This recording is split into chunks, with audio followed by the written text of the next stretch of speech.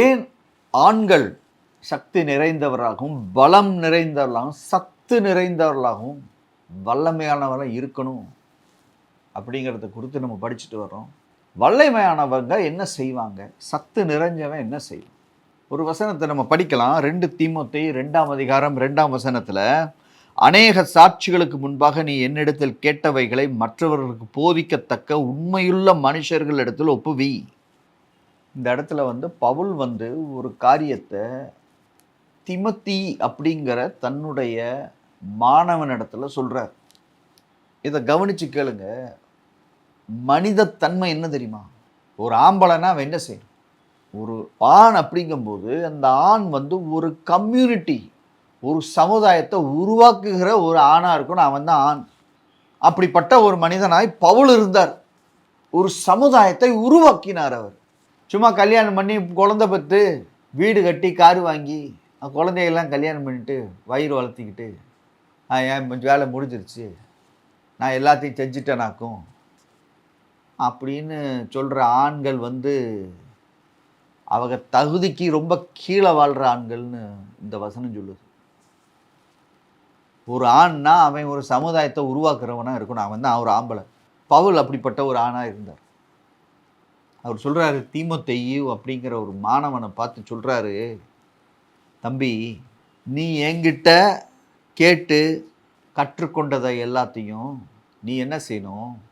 உனக்கு கீழே நம்பிக்கையுள்ள மற்றவர்களுக்கு சொல்லி கொடுக்கத்தக்கதான கம்யூனிட்டியை, ஒரு சமுதாயத்தை உருவாக்கக்கூடிய மக்களிடத்தில் கொடுத்துட்டு நீ போகணும்னு சொல்கிறார்.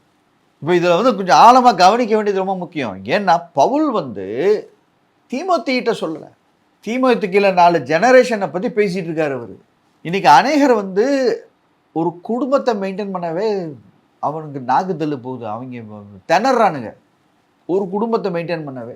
பொண்டாட்டி நான் சொன்னால் கேட்க மாட்டேங்கிறா, மாமியை கேட்க மாட்டேங்கிறா, அது அதாக்கு இதாக்குன்னு ஒரே பிரச்சனையாக இருக்குது. அந்த ஒரு குடும்பத்தை அவர் நடத்த முடியல அவர்னால.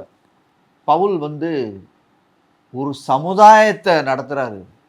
அவருக்குடைய மாணவனாகிய தீமோத்தேயுக்கு சொல்கிறாரு, மகனே, நீ ஏன்ட்ட கேட்டு கட்டுறத ஃபுல்லாக மற்றவனிடத்துல சொல்லித்தரக்கூடிய ஒரு வல்லமையில் இருக்கக்கூடியவங்கிட்ட கையில் கொடுத்துட்டு போகிறான்னு சொல்கிறார்.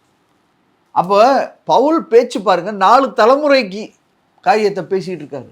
நீங்கள் சில பேர்லாம் ஓவராக குடிச்சு ஒரு தலைமுறை அவன் குழந்தை கல்யாணத்தை கூட பார்க்க முடியல. அதுக்கு முன்னாடி அவனுக்கு டிக்கெட் கிடச்சி போயிடுறாப்புல, இடத்த காலி பண்ணிடுறாரு. இப்படி இருக்கும்போது பவுல் 4 தலைமுறையை பற்றி பேசிகிட்டு இருக்காரு அந்த இடத்துல. நீங்கள் நம்ம நினைக்கிறோம் ஒரு ஆணுக்கு என்னடா வேலைன்னு.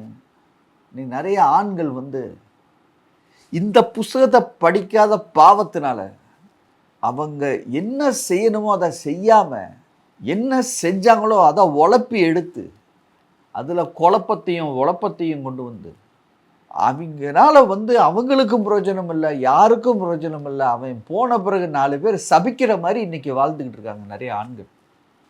பிரியமானவர்களே, ஏதோ நம்ம குடும்பத்துக்கு மாத்திரம் பிரயோஜனமாக வாழ்ந்துட்டு போகிறதில்ல, பிரயோஜனம் கிடையாது. நம்ம வாழ்க்கை நமக்கு நம்மளுடைய அடுத்த வருகிற சந்ததிக்கு, அதுக்கு அடுத்த சந்ததி, நம்ம பெத்து பிறப்பு அது வேற.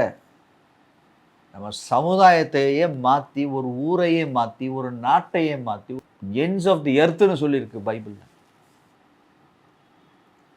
அப்படிப்பட்ட மாறுதலை நம்ம உண்டாக்கிட்டு போகிறதுக்கு தான் நம்ம ஆண்களாக பிறந்திருக்கோம். பிரியமானவர்களே, இப்படிப்பட்ட காரியத்தை பைபிள் இவ்வளவு அழகாக இந்த காரியங்களை சொல்லி கொடுத்துட்ருக்கு பாருங்கள். இதை படிக்கணும், புரிஞ்சுக்கணும், இதன்படி வாழணும். இதன்படி வாழும்போது நம்ம வாழ்க்கை மிகவும் அதிகமான ஒரு ஆசீர்வாதம். ஏதோ நம்மளுக்கு ஆசீர்வாதம் இல்லை, நம்மளால் ஊரே ஆசீர்வதிக்கப்பட்டு அநேகர் ஆசீர்வதிக்கப்படுவாங்க. அப்படிப்பட்ட ஆண் மக்களாக வாழணும்னு சொல்லி கர்த்தர் நம்ம விரும்புகிறார். கர்த்தர் உங்களை ஆசீர்வதிப்பாராக. ஆமென்.